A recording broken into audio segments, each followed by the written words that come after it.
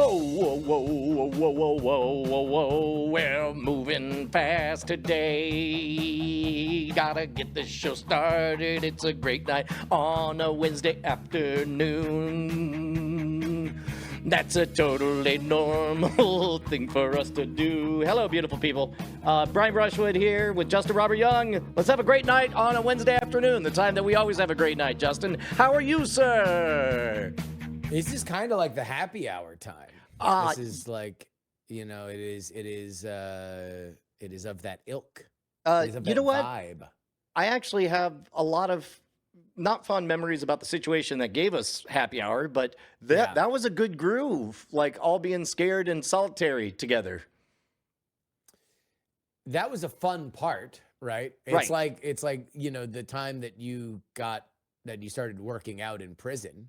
Yeah. Right. It's like, oh, at least I learned how weight training worked. I was in prison. That was bad. But at least the weight training thing happened. There was also something neat about kind of the low stakes vibes of it, where it's like, hey, we're not here to be funny. We're here to share in hanging out with each other. Yeah. Man, hey, what's poppin'? I feel like I have not really yes, this is late, but I don't really feel like it's not Tuesday night because it's been a real rock'em sock'em trip for me from about 6 o'clock in the afternoon Tuesday to now. There's been a lot of streaming, some harrowing editing, a little bit of sleep, a little bit of crying baby, and then woke up, did We're Not Wrong, fixed some of the editing catastrophe that happened last night, and now we're here. Well, and so I'm assuming it's about 11:30 p.m. Tuesday. What time is it? It is around 3:13 p.m. Central on Wednesday. Audi. What? Yeah, I guess also, ladies and gentlemen, I just heard about something. Have you heard about this 9/11 conspiracy theory? The what now? Well, there's conspiracy theory about 9/11. What was 9/11?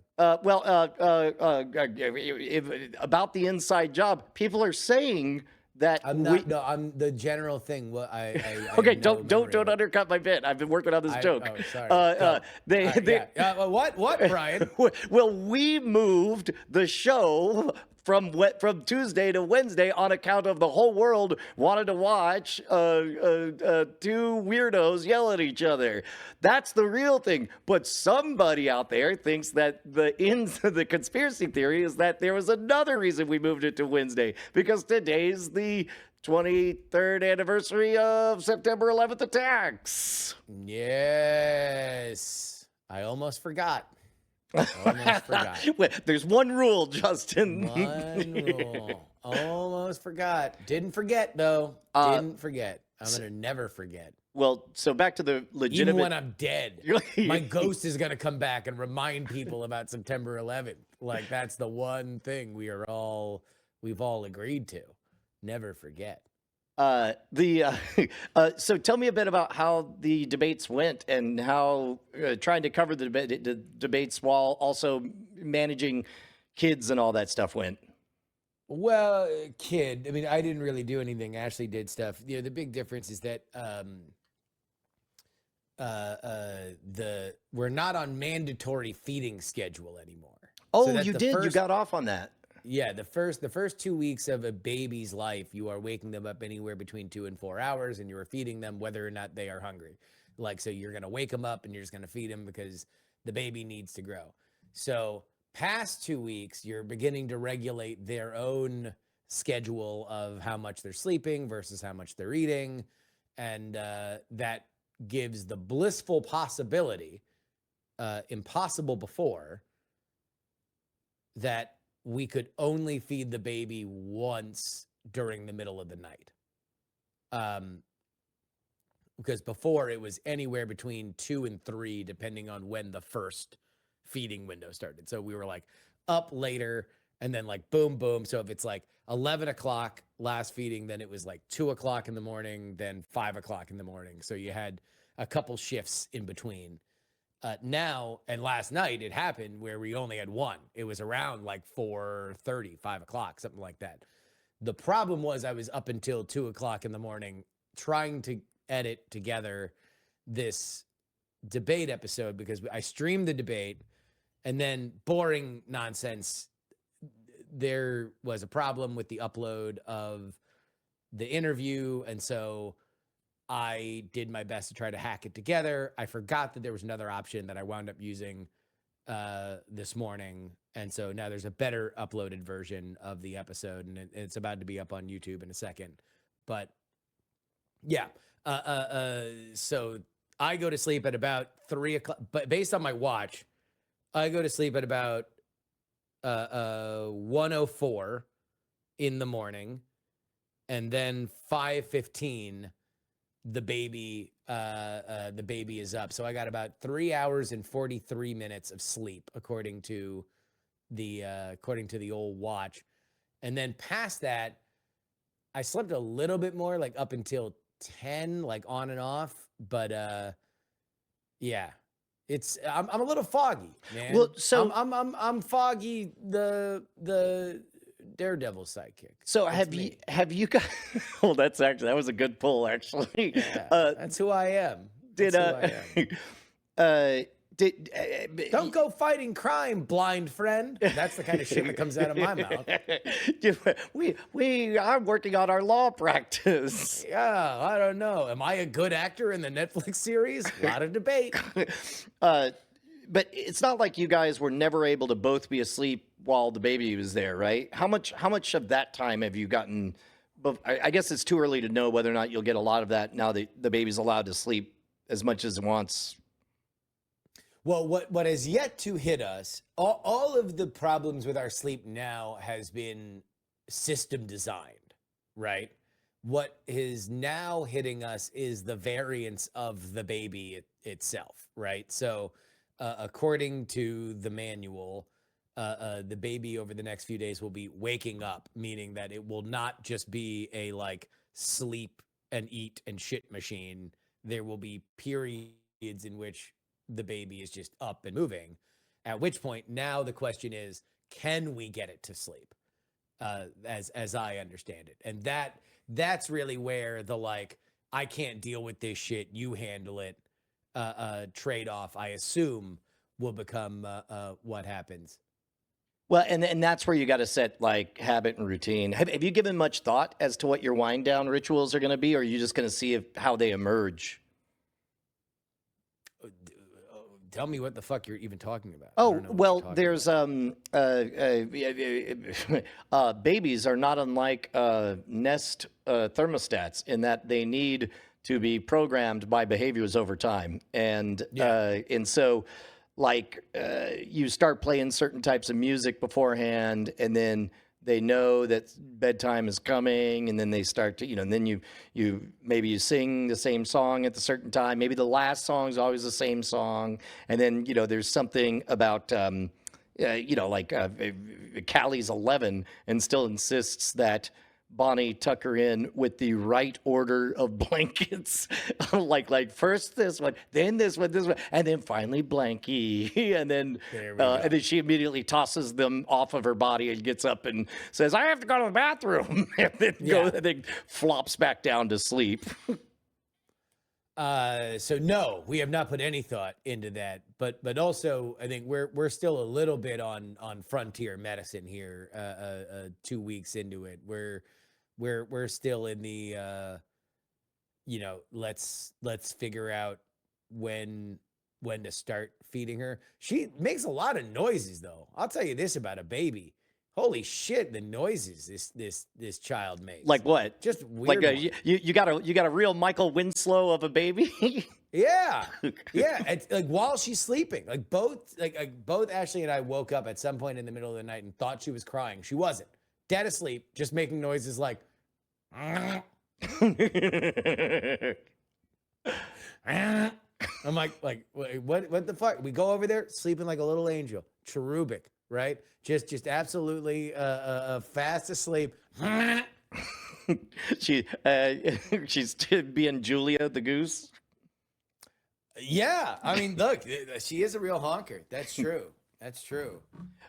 We've come up with a song though, What's that?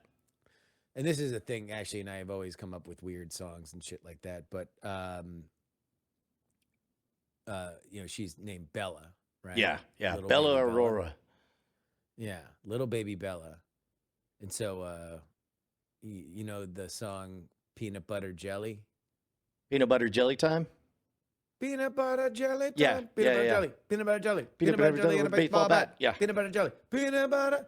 Yep. So same thing. It's little baby Bella time. Little baby Bella. Little baby Bella. Little baby Bella with a baseball bat. Little baby Bella. Little baby Bella. Little baby Bella with a baseball bat. Little baby Bella. Little baby Bella. Yeah. That's amazing. So there we go. We got a new song. It's a banger. It's climbing the charts. I'm waiting for the audio version of it. Yeah. I mean, we should do a dance hall, a Detroit techno version of Little Baby Bella. Did we already talk about the fact that Cypress Hill played with the London Philharmonic? We have not talked about it, but I did see it. If you want to spell it out. For Yeah, everybody. and I'm only thinking about it because I was at the gym today and they were playing Insane of the Membrane, and it made me think of that. Way back in the before four times, before I believe young Nathan had been even born. Were you when were you born?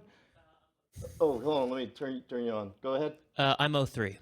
03? Yeah, way before you were born. The Simpsons were doing a bit that was like a Lollapalooza thing, and the stage manager is saying to all of the acts, like Smashing Pumpkins, Peter Frampton's there, Cypress Hill's there, and he's like, did anybody order the London Philharmonic Orchestra? Anybody? Everybody, the whole London Philharmonic Orchestra is behind him as he is, because they are there. And he elaborates with possibly while high. and so Cypress Hill looks at each other and they're like, maybe, I don't know. And so they walk over and they're like, hey, do you know Insane of the Membrane? And the guy says, we mainly know classical music. And then, and sure enough, they cut to them playing it later. But then the Twitter made magic happen. Yeah, because they actually did it. The meme finally came true as Cypress Hill performed with the London London Philharmonic, right? I think the way it happened was they just tweeted that clip out of nowhere, like, remember this? That was funny. And then the Twitter account of the Philharmonic said, hey, we're down for it if you are. And then sure enough, they actually did it. In fact, like, we're in. We're actually in if you want to do it. Cypress Hill Philharmonic. There we go. There's got to be a clip of it on YouTube. Colorado Symphony Orchestra, London Symphony Orchestra. This year. Here, listen.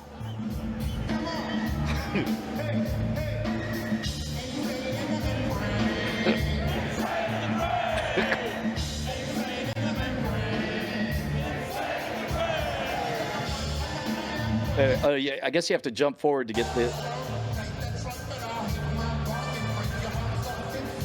Wow, this is definitely just a bootleg from the sides, but the joke stands. What is your favorite version of that? The popular music act performs with a orchestra. What's my favorite? Metallica's done it a bunch. They actually toured with it for a while. The S&M Symphony and Metallica. No, I've only seen a few, but the one that just I deeply loved, Ben Folds' album "Rockin' the Suburbs."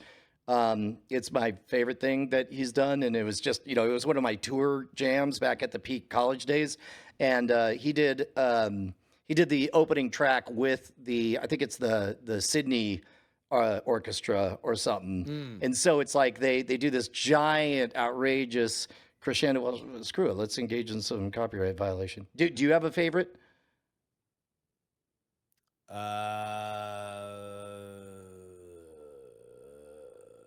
I guess the Metallica one, probably. I mean, I really, if you're gonna build in why they're good, it's probably at its best when it's most discordant, right? That you wouldn't imagine that a symphony would do well, or it's like the grandiose element. And I guess that's where the Metallica thing comes in, is that there's so much instrumental, like guitar playing in Metallica songs, that to have the sweeping kind of elements of an orchestra behind it just makes it cooler.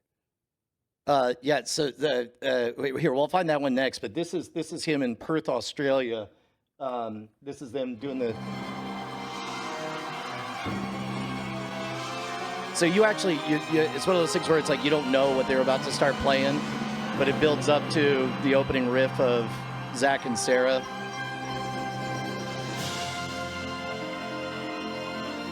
And then that's when it gets recognizable, which is really cool. Yeah. What should I search for the Metallica one? I guess Orchestra. Look at that. Symphony and Metallica was what they toured under. Yeah, Symphony Orchestra. There we go. Let's see what we got. 1999. Wow. Yeah, they've been doing it for a while. Although I think that they opened the Chase Center in San Francisco with this act. Here, I'll do Enter Sandman.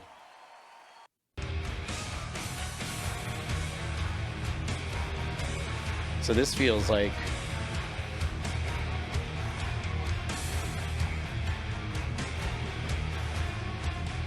Yeah, you can kind of hear some of the strings.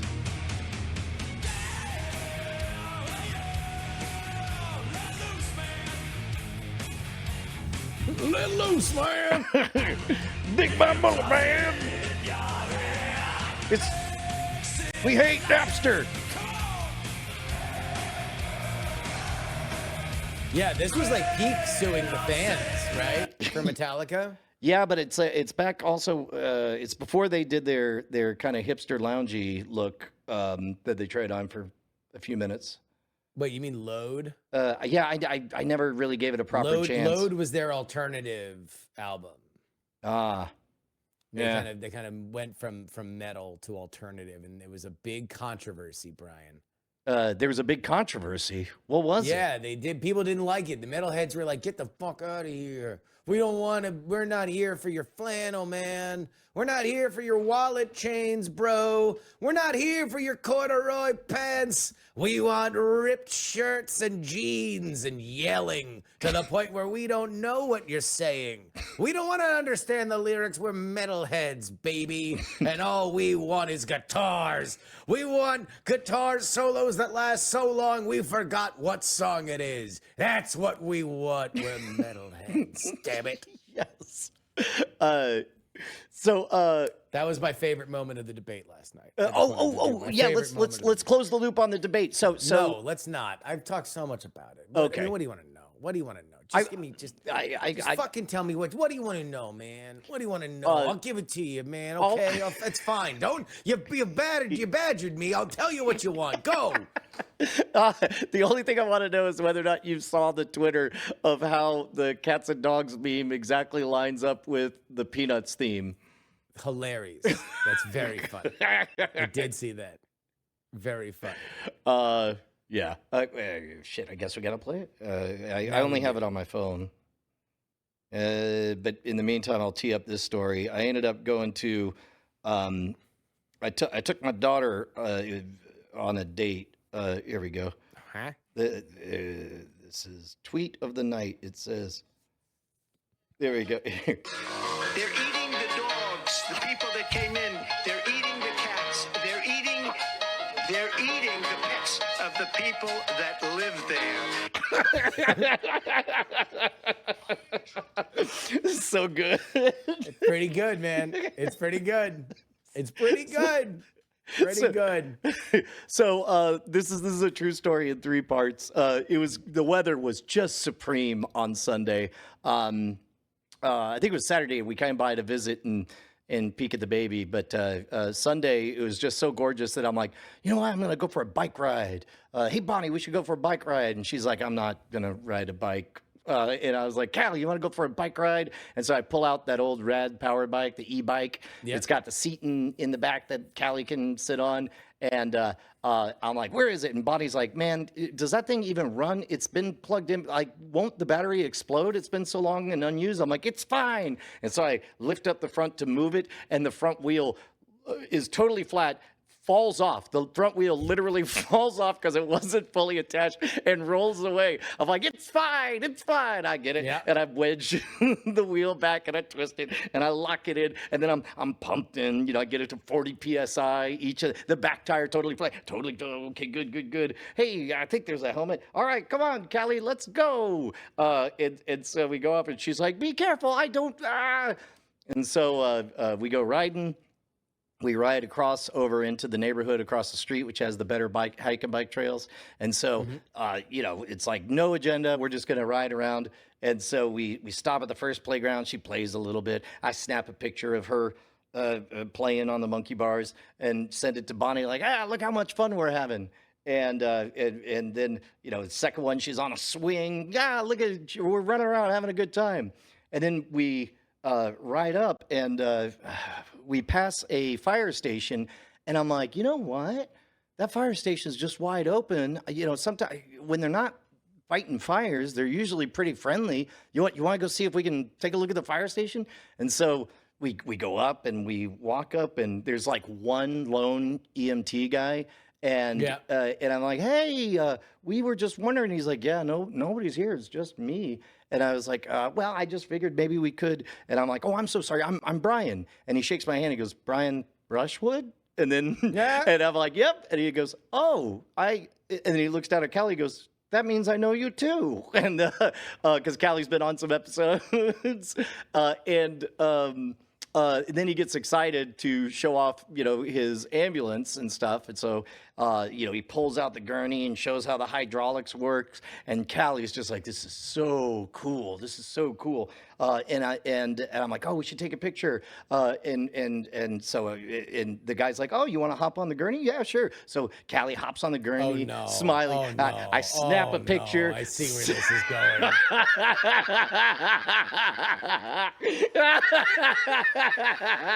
Do you know what you're doing when you send the photo? Is my only question.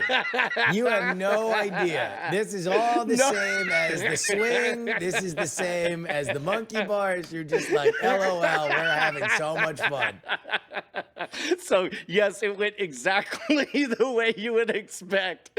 She saw us go off on a rickety broken bike. She sees monkey bars and swings.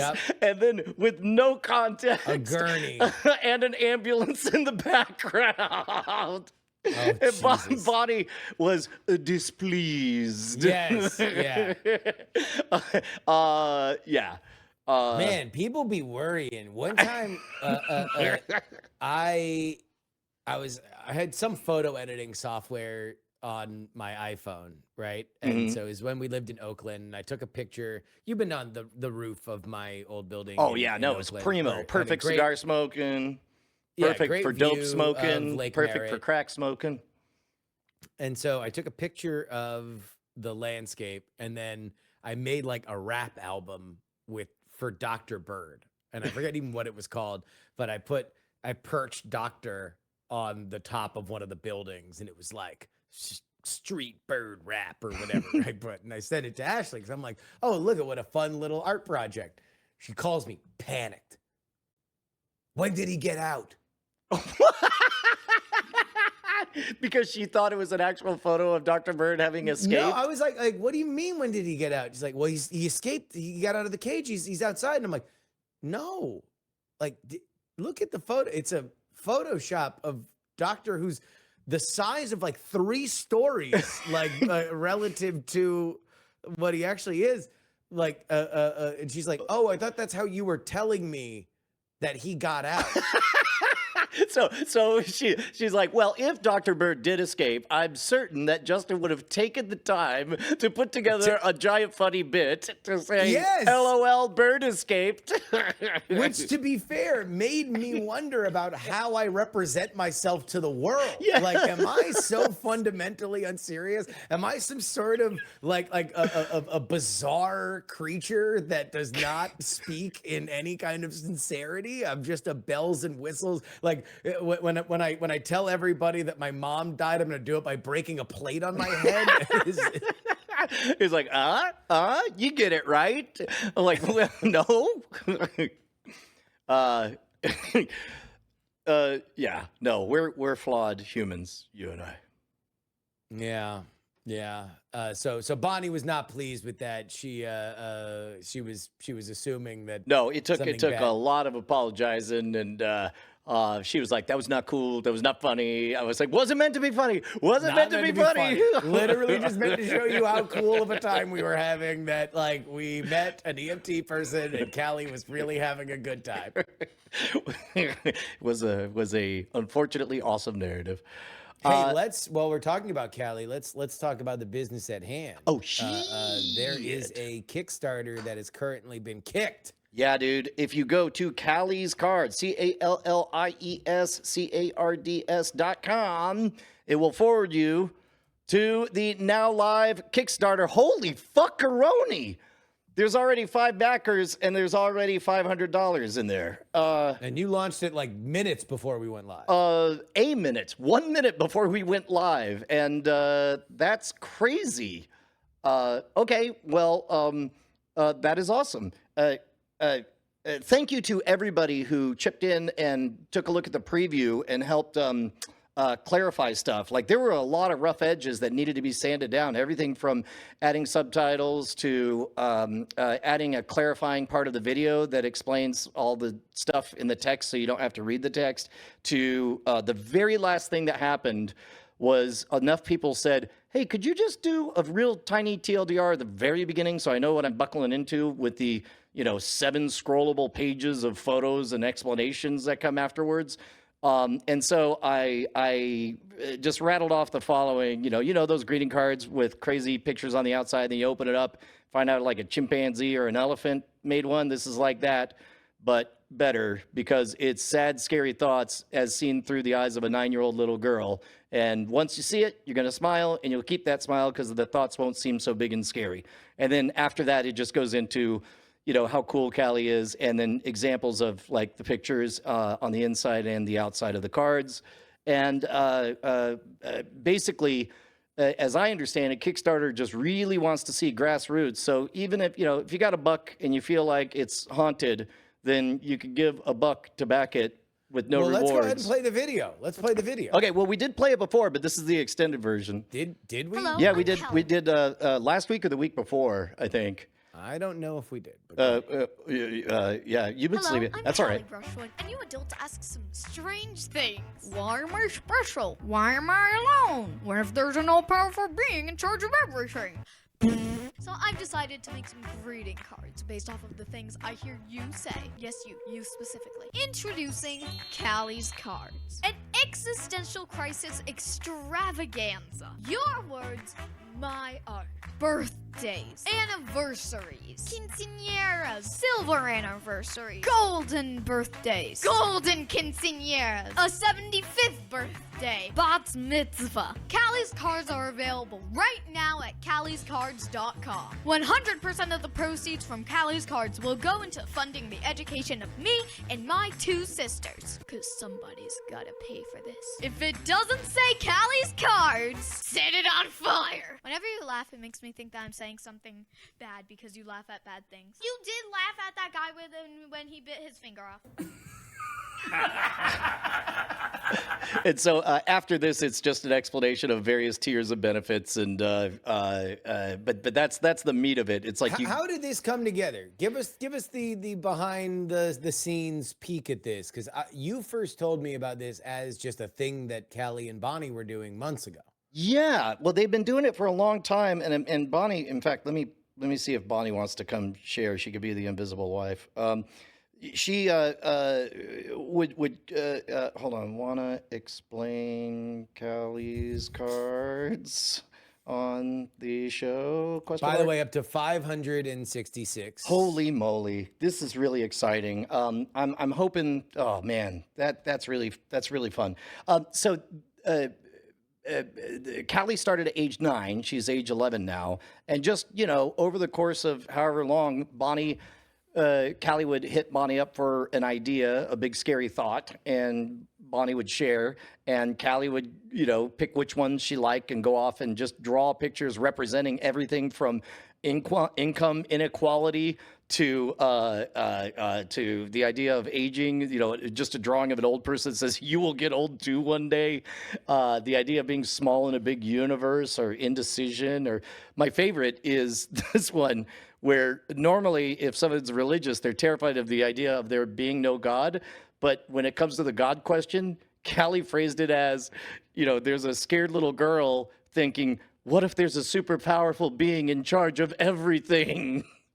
And, relationships ending, all these sad thoughts. What if I picked the wrong one, I think is of particular importance or interest, given the fact that America's having an existential crisis. So this has been years in the making then. I didn't know it was years. I thought it was months. Yeah, no, it's been years. And then Callie, and that's part of the reason the drawings are so crude, because she did them when she's 9. It's only, she's only cynical now that she's 11 and hoping to squeeze a buck out of them. And but finally, after a year of nudging, I finally was looking at the cards. I was like, you know what? This is we should print these. And then somebody suggested, well, how many are you going to make? And I'm like, I don't know. I'll print up, a few hundred, put them on the store. And there's like, well, how do you know how many people want? Why don't you do a Kickstarter? And I was like, that is a good idea, because then many, many people can decide they want to participate. And so now we get to just find out how much of an appetite the world has. My hope is, I tried to make everything such that you could not know who you or I are, Justin. And instead, you could be a grandma on Facebook who somebody forwarded this to you. And you could think, oh, these are just hilarious. My cousin Ethel will really like this card that has a cartoon grandma and says, Granny, why do we get old and die? And on the inside has a little girl who made it. Yeah, and so I'm hoping to see if it'll break out of the bubble. So if you got somebody who's into kind of a wry wit sense of humor, then we'll see. I'm trying not to oversell myself on it. $8 short of 700 already, and I'll tell you what, I'll be curious to see where it goes. So this is available now, calliescards.com. Yeah. And how many cards are there? There's she has like I don't know, 28 designs, but of them we know for sure there are 16 bangers, and there are 4 more that are on the cusp. So we're just kind of saying it's 10 to 20 cards, and we're going to keep on adding tiers over time. And of course, there's nothing to stop Callie from making better pictures of like a Christmas themed one. Like I want to commission one that shows a Christmas present under a tree, and in there it says, a present, it could be anything, even nothing. Like just That's all those great. dark thoughts are hilarious. Oh man, somebody's asking if there's a 9/11 tier. Today is 9/11, which will forever be remembered as the day of the launch of Callie's. Today's the day that everyone will remember that Callie's Cards launched. Never forget. Right. Oh, you know what? I didn't realize what a cynical day. I'm a terrible person, Justin. I am marking 9/11 as the day that these cynical cards are coming out. Wait a minute. Oh, I've doubled down on it? You doubled down. You just made it even more meta. Maybe it just means you are Mr. Mr. 9/11 Brian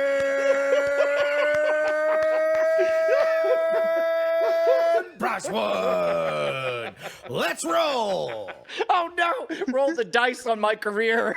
Let's roll, everybody. It was the bluest skies for Mr. 9/11 Brian Brushwood. Callie'sCards.com. Oh my God. All right.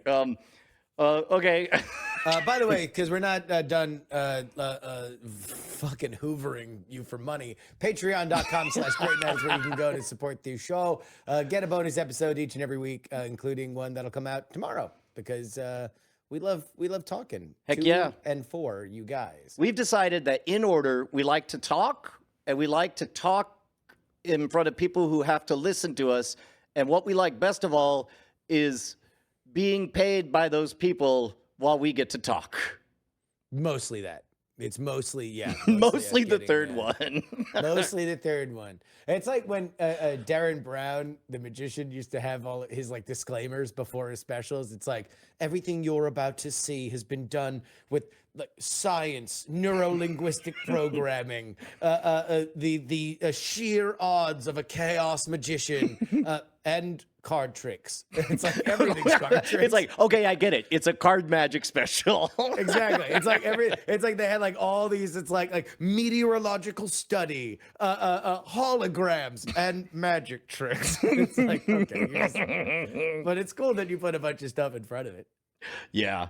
All right. You want to play a game? I believe Nathan has a game for us. Let's play a game, huh? All right, Nathan, take it away. Hello. Oh, wait, hold on. Wait, you know what? Yield your seat because we have an invisible wife coming in. There we go. Yield, sir. Yield, sir. You get Keith over Yield, me. sir. Yield. Oh, there we go. We got a Bonnie. Do you want to be invisible Bonnie or on camera Bonnie? I look crazy right She looks crazy right now, so that's code for on camera Bonnie. She's about to sit down over there at the desk. There we go. All right, so the question was, when did this begin? And my question was, Bonnie, how hilarious did you find Brian's EMT prank? Not at all. Oh my God, terrified me. It's just a prank, bro. It's just a I mean, prank, did he tell bro. you? Did he tell you that the wheel went flying off?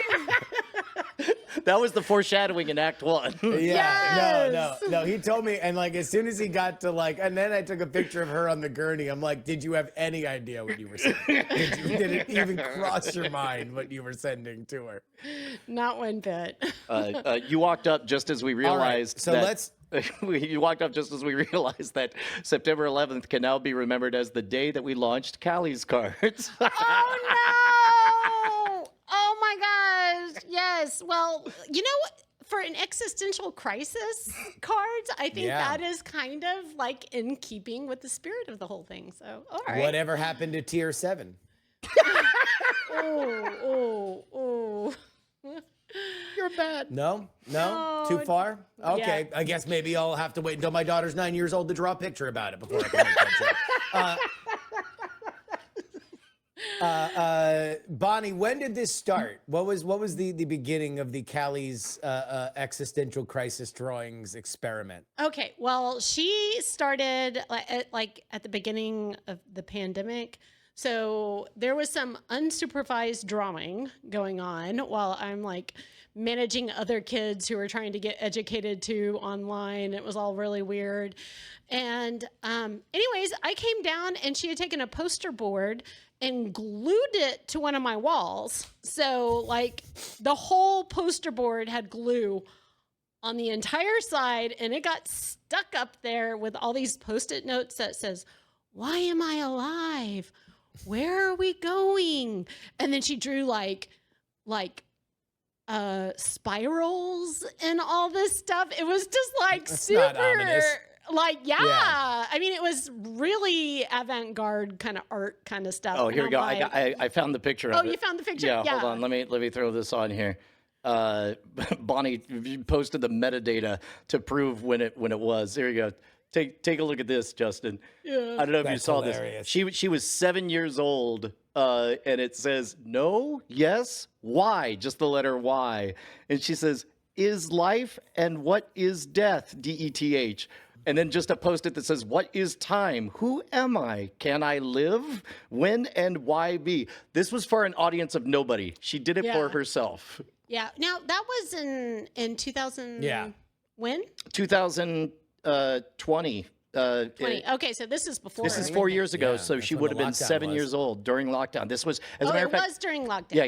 Here's the. I don't want to dox us because I think it Yeah. has our address, but the metadata has it as. Oh wait, yeah, there we go. You could look at this. Yeah, Wednesday, August 19th, 2020. So almost 4 years to the day, give or take. Oh, yeah. And that's, yeah. So she got dark real early. Yeah. So she was just exploring themes, and I was like, and then we just talked about I mean part of my long-term education strategy, because I did get with my BFA, I got certified to teach. So they said, never dumb down your language. Just talk like an adult to your children and they'll have great language skills, which all the kids do. So, and reading comes along pretty easily because they've heard the words before. So once they can put the words together, then reading comes along very quickly. They go from tiny books to big books quickly. So I introduced existential crisis. Well, this looks like existential crisis. And then we talked about what that word is and everything. And of course, at that time, it was funny because she's a child and can't really grok it.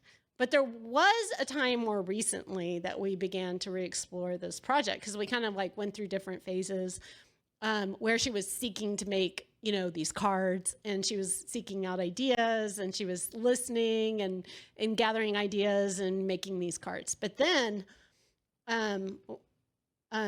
Brian introduced more like earlier this year one that made her cry, and then we decided, well, Yeah. maybe we need to work. Yeah. Which one made her cry? Oh, Which man. one made her cry? I don't remember what it was, but it's I like, do. oh no, what What? was it? I don't know if I should even say it. What Was it an ambulance? No, it wasn't an ambulance. He What goes, was it? He goes, what if I picked the wrong God? And then she just started quietly Yeah. crying. What if I just, picked was the just wrong like, God? Yeah. Dude, Yeah, So that that's one was heavy. too heavy for Okay, her. so then we after that we're like, you know what? You can be the business side now. Yeah, we're Guess gonna- what? We have plenty of cards. no more cards. So, and he was just kind of riffing, like, what about this? Or what about this? And then the tears. And So we're this like, was "We're like a done." family project. You two were working with her on this, and she was drawing them, and it was also kind of a great teaching moment where you could actually talk through some of this stuff. Yeah, okay.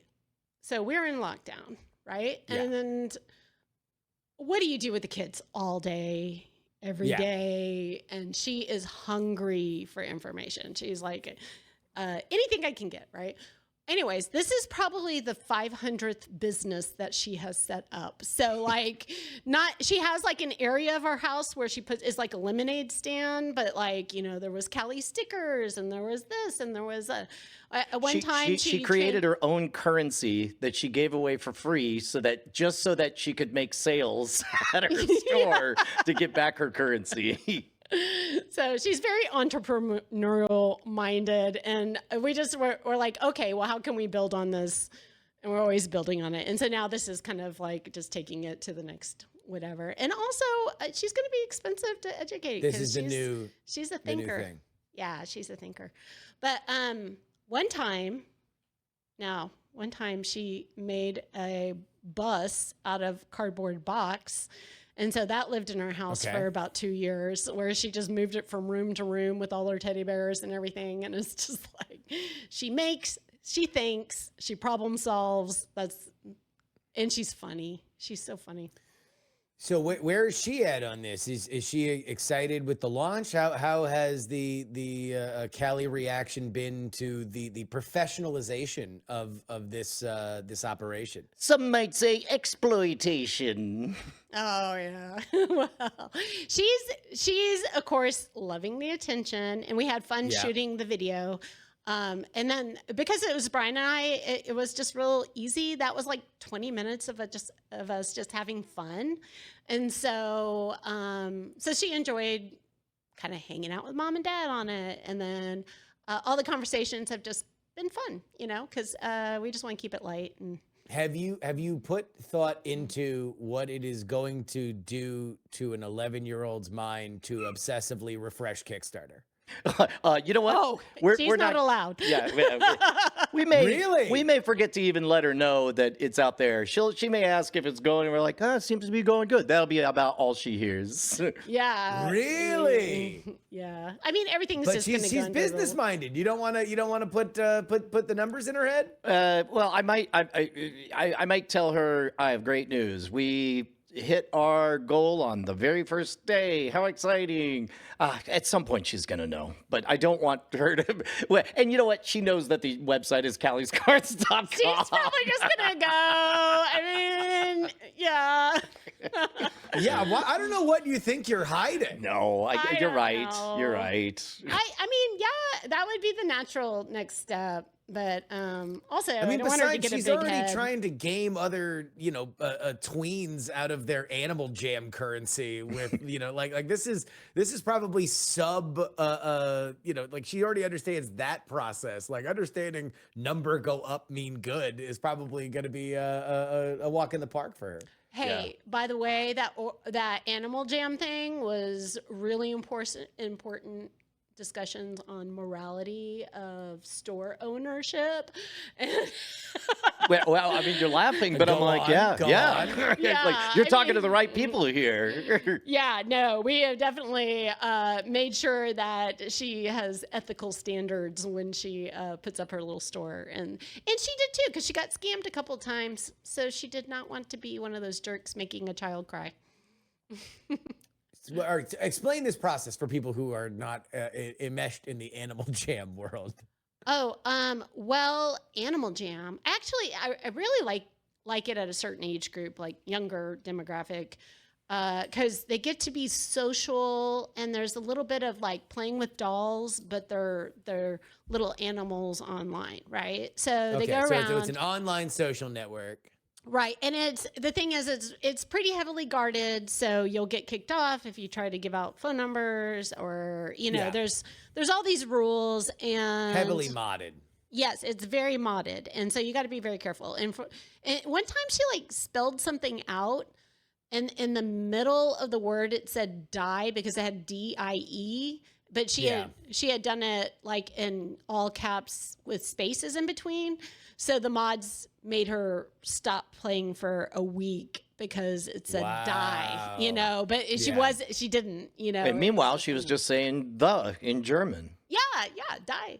So anyway, so I like that process, but you can, you put money into it. If you want like the cool stuff, or you can play you can buy the holiday pack or whatever, or you can just play games and then you can earn those coins. Credits. You can earn credits. credits. So she was like on like a grind fest of trying to just earn credits, and then every now and then she would ask, "Oh, can I work for chore money so I can buy something?" So I got a house cleaned a couple times, Nice. That was really awesome. And then she'd go in and buy these little holiday packs. But the important thing about the holiday packs is that they become items that people want later on because they are kind of like rare items. And so those are the ones she would like hoard at some point. Like she would be like, okay, I got these rare items that are, people have them now. She's like Bubbles from The Wire. She's like, Yeah. Whitey's 1 for 3, 3 for 5. Yeah, absolutely. So then she holds on to those rares and then sells them when they're hot, So it's a little speculating, but it paid off a couple of times, and she made she is holding the rares so she can be rich in Animal Jam credits. Exactly. And then you put up like a little store. So she had little stores. She ran a hotel. But she got ripped off? Yeah, she early on she got scammed out of a few of her high price items because she thought it was a fair trade, but it wasn't a fair trade. So she was real careful not to be. I'm telling you, man, what a safe way to encounter the brutality of street life from a safe setting. She cried and cried. So it was upsetting, but she learned an important lesson. So. Well, all right. Well, thank you very much, Bonnie. We're going to play a cutthroat game for real stakes and real prizes. Thank you very much, Bonnie, the now visible Bonnie wife. Merchant! good. Callie'sCards.com. Head on over there right now. Only $5 away from the $700 mark. So It's let's almost see. a quarter of the way to our goal. Yeah, let's see if we can't kiss. It'd be great if we could just kiss. Just that kiss. $1,000 mark by the end of the episode. That'd be amazing. All right. Hey, Nathan, what do you got for us, man? Howdy, howdy. This afternoon's game is called Hello, My Name is ... For the first phase of this game, you'll be presented with a name from one of the following franchises: Lord of the Rings, Game of Thrones, or the King Killer Chronicles. Your job is to identify which franchise the name hails from. Points will be awarded for correctly guessing the franchise, with an optional second point being awarded for presenting a description of the name's reference. Okay. All right. That's pretty straightforward. I think we're good to go. Yep. All right. First, hello, my name is Shaggy Dog. Oh, one last thing. Both of you have a lifeline in which you can call a friend. Okay. All right. Got it. First question. Hello, my name is Shaggy Dog. Where does this come from? I already know it. I could go first, Justin, or you could. Actually, you should go first. No, you go first. I don't know what the fuck is going on, man. Oh, okay. Shaggy Dog is what I believe it was Bran.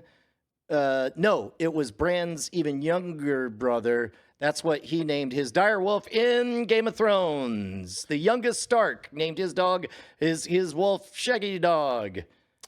Justin, do you have an answer? Game of Thrones. Both are correct. Brian, you get 2 points for providing a description. Yes, Shaggy Dog is from Game of Thrones. Woo! All right. Next up. This is a weird pronunciation. Hello, my name is Maedhros. Maedhros.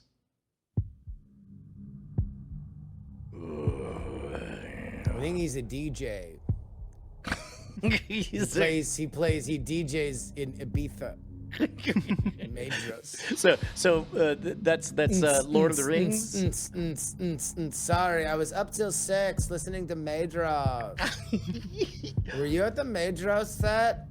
Oh my god, it was so amazing. I've never seen Maedhros. Okay, I guess I'll just say Lord of the Rings. Lord of the Rings from Brian. Yeah, that sounds like something that Amazon would set fire to $500 million to own. The name Maedhros. Exactly, because it's in the similar shit that J.R.R. Tolkien used to prop up his desk, and they're like, "Please, can I give you $1 billion?" And it's just like, I don't know, an orc. That's just what J.R.R. Tolkien wrote. The orc is Judas. That was the entire note. Nice. All right, Justin, your franchise guess. I believe Maedhros. Maedhros is from the wizarding world of Harry Potter. All right. Unfortunately, that franchise is not on my list, so Justin, you don't get any points. Brian, you do get a point, as that is Lord of the Rings. What? Who the fuck was Maedhros? Was he actually a DJ in Lord of the Rings world in Middle Earth? No, he was not a DJ. He said, "Yo, Middle Earth, you ready for my middle girth?" God, yeah. Maedhros Wait in the for house. The beat drop, Middle Earth. Oh. Where my orcs at?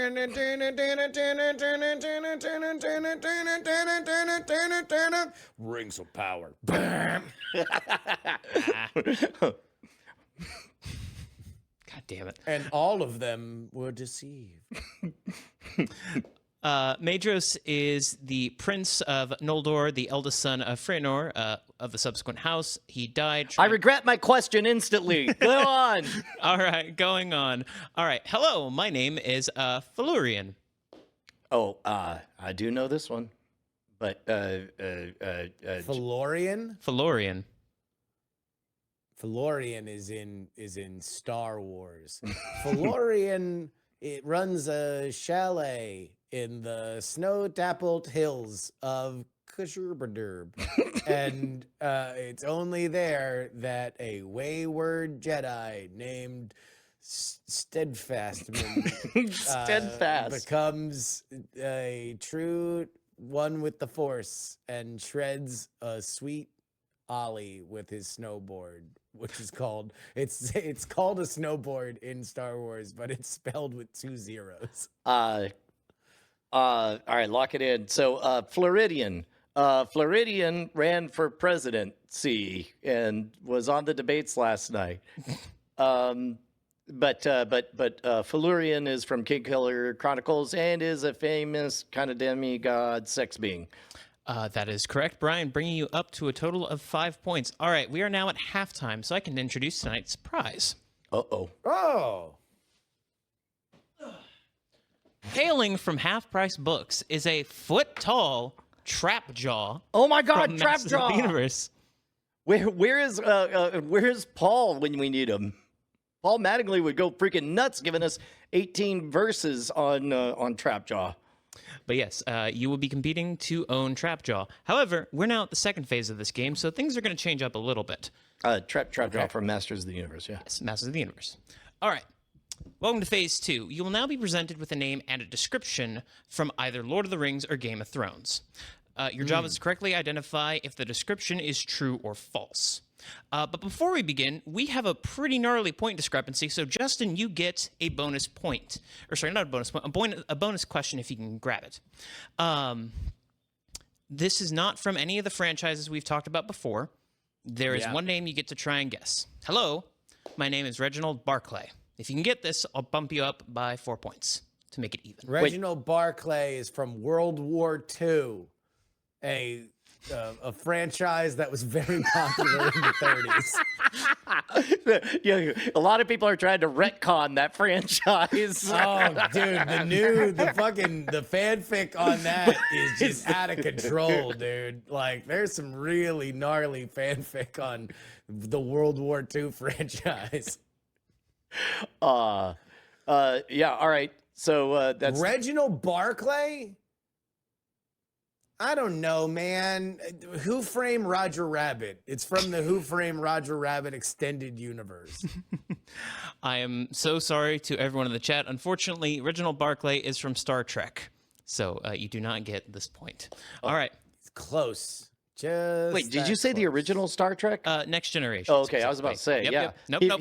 He was played by Dwight Schultz from the A-Team, Murdoch. All right. You will have the next questions. Again, only goal is to determine if these are true or false. First one comes from Game of Thrones.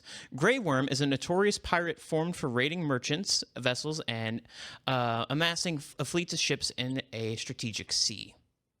Is this true or false? False. Yeah. False?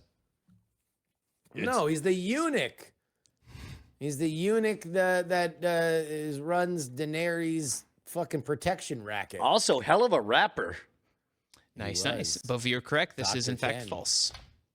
Grey Fucking Worm all the is mamas, the leader of an fucking elite all group the of warriors mamas who were there, once Ken. enslaved but gained their freedom. He serves as a loyal commander in a campaign to liberate oppressed people across the continent. All right, next up comes from Lord of the Rings. Gorbag is an orc captain who serves in Minas Morgul. No, hold on. Gorbag? Gorbag. You can say it right. I'm not. No. Fucking... Mr. Gorbag, tear down this wall. It's a lot safer. Sponsored content. Reagan in theaters now. I have to say it because of the FCC. Gorbag is an orc captain who serves Minas Morgul. He leads a patrol of orcs during the War of the Ring, and is involved in the conflict over Frodo Baggins, where the Hobbit is captured in Mordor. Yeah, I'm going to say that's true. Also, he's Judas. It was in the manuscript. Yeah, he was the last juror in 12 Angry Men. He really didn't Yeah. want to admit that the kid didn't do it. Nope. Typical right. classic Gorbag. He also really bad at telling lies. He just looks around at the bottom of a coffee cup, says Kobayashi. Classic Gorbag. Big Gorbag, dude. All right, Justin, true or false? Well, I got to go the opposite of what Brian said. I mean, you could pick the because- same. Up to you. No, because then I'm just marching. I'm whistling past the graveyard. I'm just a piece of livestock waiting to get a bolt in my fucking temple. If I just pick the same thing as him. You know, I gotta cut across the grain. I gotta take some chances here. I gotta cut loose, man. This is about imbuing a little recklessness into my life, throwing a brick through the other guy's windshield. I say it's false, my friend. False. My friend, enjoy your brick. It is, in fact, true. Brian, you God get another damn it. point. Why? I fucked up so bad. Why? Why did I fuck up so bad? All right. Back to Game of Thrones. House Glover is a noble family from the northern lands, sworn to serve the ruling house of their region. Their seat is a stronghold nested in the dense forest, known for its strategic defensive position. Is this true or false? What was the name of it? House Glover. That's like 9 fucking families in Game of Thrones. Yeah, and they repeat them a lot. We visit them a lot because there's a lot of pages in those books. And in a lot of pages, there's a lot of story, but only 9 houses. Glovers.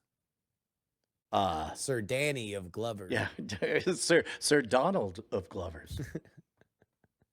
Great house. Yeah. Very talented. Their crest is, I'm getting too old for this shit. House Gambino. All right. Gambino. Yeah, no, I'm going to say false. All right. Brian is false. Justin? True. I think the Glovers are a northern. I think it's one of the vassals of the Starks. Justin, you nab a point. Brian, it was in fact true. Oh, boo. All right. Final round. Hey, did you get annoyed with the car Starks? They're all like, we're kind of like the Starks. We're the car Starks. Yep. Vroom vroom. We're the car Starks. It's like, we're yet another Hanna-Barbera property. Yeah. No, I don't know. Did you see George R.R. Martin getting all pissy about House of the Dragon on his blog? No. I usually go. It's my #1 favorite NFL site. So normally I'm all over that blog. But what was his beef? That the writing sucks, and that like he was pissed off at the writing and some of the writing decisions that they made for House of the Dragon. Specifically, he basically spoils like the entirety of House of the Dragon on this blog because he's like, so there's a moment that happens. Did you see this season? I still haven't. First season was middling enough that I never took the leap, so I haven't watched any of it. Right. But Long keep story going. short, there's a scene in which a villainous pair of people go and kill the children of royalty, right? Mhm. And in the book, there's 3 of them. In the show, there was 2 of them, and in each version, one of them dies. And he's like, "Let me tell you a thing about the butterfly effect. Like, the reason why they only killed there was only 2 children in the show is because they didn't want to cast an infant." And so they wanted to save money by not casting an infant. And I was told, well, don't worry. Between the next 2 seasons, the person who has the baby can just have the baby off screen. There could just be another kid in the next season. So he's spilling tea not only about the plot, but about Yes. talking out of school about the production shit. Everything. Holy right? fuck, Then- that's a no-no. That's a no. Yeah. Then he's like, so here's the problem, though. That 3rd child eventually dies. And when that 3rd child dies, it plays into a huge motivation of a major character that has huge ramifications for the overarching plot, which is which of these 2 sides of the family are going to win the Iron Throne. And it totally affects everything. It affects all of it. But if you take away this one thing, the butterfly effect totally wrecks the plot. So you're going to have to invent new reasons. And he's like, in a very kind of backhanded way, it's like, I have no doubt that these great writers can come up with another great story as good as the one that I wrote. It's just that it's not the one that I wrote. Who am I, little old George R.R. Martin? Exactly. Like, oh, I'm sure I'm adapting the shit you assholes have been writing for your entire lives. Oh, wait, I'm not. You're adapting my writing. Oh my God. But he put it up, then deleted it, and then put out another blog post that was like, I just want everyone to know I did not delete that because of HBO. I deleted it because I'm bad at writing a blog, and I accidentally hit the delete button. Whoa, so he doubled down on it. And Yes. Okay, well, I don't know. At that point, you don't think he got a call from Uncle HBO? I don't think he gives a shit. Yeah. I mean, like he's got his money, so it's like Well, theoretic. if and also anything, he's an if executive anything, talking producer out on of it. school like that only wins him more credibility from the fans that he cares about his credibility with. I think so. And you know, he's been taking lumps and standing in front of, you know, the fans since like season 7 of Game of Thrones, getting beat up. And you know, I don't know. It actually made me want to read House of the Dragon, or you know, whatever, Fire and Blood, the actual books that these are based off of, because like he explained the plot and I'm like, oh shit, that's a great plot. there's a lot of really good shit in there. It's like, why ain't your stories like this? Yeah, it's just also one of those things where it's like, why would you change it? Like, feels like there's a really strong thing here. Just do the thing. Yeah. Why would you not do the thing? Yeah. All right. Do we have another one, Nathan? We have our final round. Current score, Justin 3, Brian 7. This will be a 5-point round. This comes from Lord of the Rings. The Watcher in the Water was once an ally of Valar, a great sea serpent that protected the shores of Aman from the forces of Morgoth. It was said to guard the hidden entrances to Valinor, preventing any Facts. unworthy mariners from entering the Blessed Realm. Fuck yeah. True or false? Yeah, easy. Fucking true. True? We all know that one, man. Oh, you Back of my fucker. You hand. said true, and that means I'm a real piece of shit. Old GTB, Game Theory Brushwood, comes back if I say true, because No, then but you're already winning. You're already winning. You can do whatever you want. then I'm the asshole who just does the same thing as you No, and you're maintains his not. lease. You're So not I'm gonna the say asshole. Stop talking bad about yourself. I'm Don't gonna talk say- bad about yourself. look, You're this- fine. Everything's great. It's I can't be 9/11. the guy. It's fine. I can't be the Forgive guy yourself. launching a brand of cynicism on 9/11, and also be the guy who game theories his way to No, it's success in a fine, horseshit it's comedy fine. game. It's You false. and Muhammad Atta both had a big project that launched on false. 9/11. It's false. It's false. It's false. It's false. Brian, in fact, you are correct. It is a false statement. Bringing you up to 12 points. Oh. It all belongs to you now. All right. Thank goodness. Throw it on the pile next to Obama. Good old Trap Jaw and Obama, my favorite crime fighting duo. By the way, I just want to give an update on the Jar Jar. I have gotten more Jar Jar in the post office box. Keep sending shit. The next time that I come to the puppy, we will unveil our haul. Awesome. So keep sending it, because I think it's going to be better if we just do a little mini reveal instead of a of- drip. a piecemeal, because I'm really committed. I feel like the Jar Jar has legs. People really want to keep sending in Jar Jar. And also I love that people have now identified it less as like, just send us Jar Jar memorabilia. Like, we're not getting random. Oh no, we're getting the good stuff. We're getting art. We're getting fan art of Jar Jar. If you can find somebody who has meticulously done fan art of Jar Jar Binks, you need to find their merchandise and send it to us, because people are we're getting like the good shit. This is not run of the mill Kenner fucking toys, dude. This is awesome handmade Jar Jar, and it's good stuff. So keep sending it in. Ah, dude, I'm stoked. Nathan, thank you as always. I like the dynamic of how you set up the puzzles with the bonus stuff on there. Thank you. Where could people go to support all this? People can go to bit.ly/NA Discord. You can find me as Tech and the Great Night Shows and Games channel. But a special thank goes out to actually Kyle Wells for both creating this game and gathering all the data that was made for all of this. Oh, that's fantastic. Thank you, Kyle. That's great. Oh, all right, Justin. Yeah, dude. What did we learn this afternoon night? This great afternoon. We learned that it's still Tuesday night in my mind. Yeah, It's the same day we normally do these things.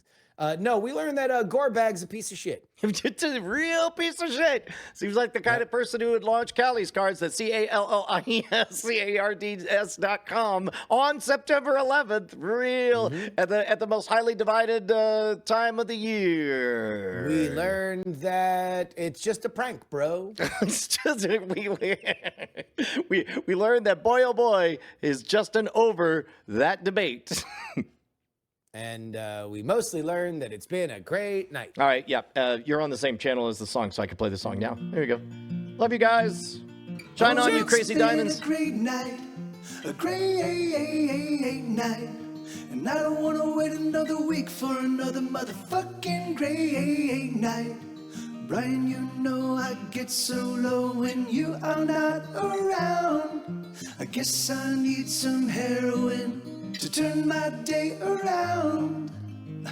You know, like a girl that's a hero. Come on. Oh, it's been a great night, a great night. And I don't want to wait another week for another motherfucking great night. Just to my friend, the pain never ends the moment you walk away. Slamming my fingers in a door repeatedly feels just the same. Oh, great night. You keep